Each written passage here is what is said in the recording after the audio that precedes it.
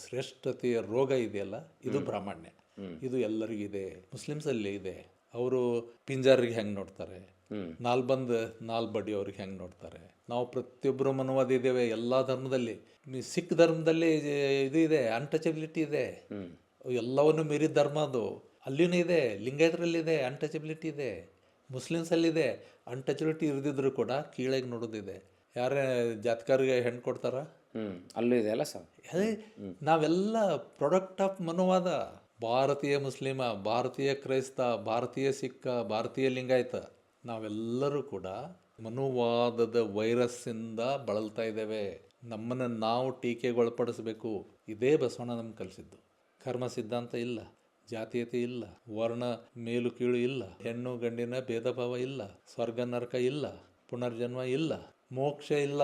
ಕೂಡಲ ಸಂಗನ ಶರಣರು ಅಚ್ಚಲಿಂಗೈಕ್ಯರು.